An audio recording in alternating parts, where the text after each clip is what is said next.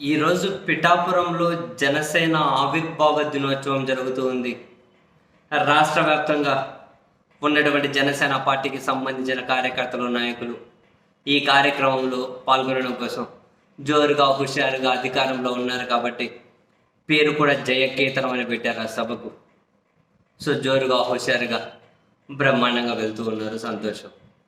ఈ క్రమంలో పిఠాపురం అనగానే అటు టీడీపీ ఇన్ఛార్జ్ పిఠాపురం వర్మ, ఇటు జనసేన, టీడీపీ వర్మ వర్సెస్ జనసేన ఆ లైన్ ముందుకు వస్తుంది. అండ్ అదే సమయంలోనే జనసేనకు సంబంధించినటువంటి కార్యకర్తలు వర్మను ఒక విలన్ లాగా చూస్తూ ఉన్నారు. వర్మ మీద చాలా దారుణంగా సెటైర్లు, పంచులు, ర్యాగింగ్ చేస్తూ ఉన్నారు. పిఠాపురంలోనే ఆవిర్భావ దినోత్సవం జరుగుతుంది కాబట్టి చాలామంది జనసేన కార్యకర్తల ఆనందంలో నెట్టింట వర్మను దారుణంగా ర్యాగింగ్ చేస్తూ ఉన్నారు. ఈరోజు జనాన్ని చూసి తట్టుకోలేవు, మా బలం చూసి తట్టుకోలేవు, ఇంట్లో నుంచి బయటకు రాకు, తలుపులన్నీ మూసుకొని కూర్చొని ఉండు అని చెప్పి ఆ మూసుకొని అన్నది డబల్ ఇన్వర్టెడ్ కామర్స్లో పెడుతూ ఉన్నారు. మూసుకొని కూర్చొని ఉండు అన్నది.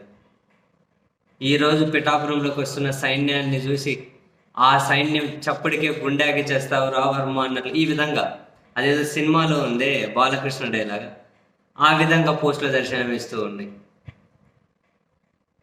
మొత్తం మీద నాదెళ్ల మనోహర్ గారు చెప్పినట్లు పిఠాపురం జనసేన అధ్యక్షుడి అడ్డా అని చెప్పి నువ్వు ఒకసారి రోడ్ల మీదకి వచ్చి చూడు, డైరెక్ట్గా చూడలేవులే, మారు వేషంలో వచ్చి లేకుంటే మాస్కులు కట్టుకొని వచ్చి చూడు వర్మ అని.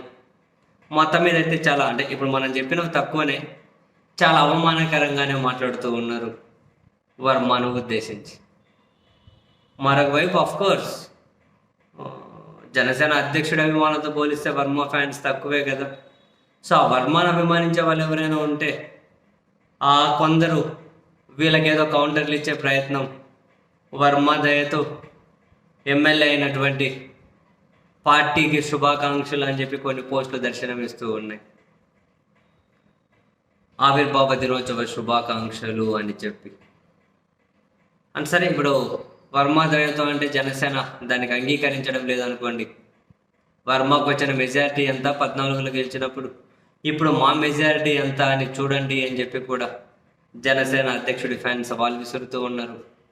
బట్ సరే, మెజారిటీ అనేది అప్పుడు వర్మకు ఒకటి మెజారిటీ అంటే సరే, అప్పుడు 3 పార్టీలు కలుస్తున్నాయి అంటారు కదా 14లో కూడా అన్అఫీషియల్గా. మరి ఇప్పుడు 3 పార్టీలు కలిసే ఉన్నాయి. ఒంటరిగా పోటీ చేసే మా బలం ఇది అని చెప్పి చూపించగలిగితే 14లో 3 పార్టీలు కలిసినా కూడా వర్మ ఇండిపెండెంట్గా గెలవగలిగారు. మరి ఆ వర్మ బలం ముందు 3 పార్టీలు కలిస్తే వచ్చినటువంటి ఆ నంబర్ని, ఆ మెజారిటీని ఏ విధంగా మీ బలంగా చూపెడతారు అని వర్మ వాళ్ళ ఫ్యాన్స్ కూడా అయితే ఏదో వాళ్ళ స్థాయిలో వాళ్ళు అయితే కౌంటర్లు చేసే ప్రయత్నం చేస్తూ ఉన్నారు. వెరసి మొత్తం మీద జనసేన ఆవిర్భావ దినోత్సవం పిఠాపురంలో జరగడమేమో కానీ టీడీపీ వర్మనైతే చాలా అవమానకరంగా, ఇన్సల్టింగ్గా తన మీద సెటైర్లు, పంచులు అయితే చాలా గట్టిగానే వేస్తూ ఉన్నారు.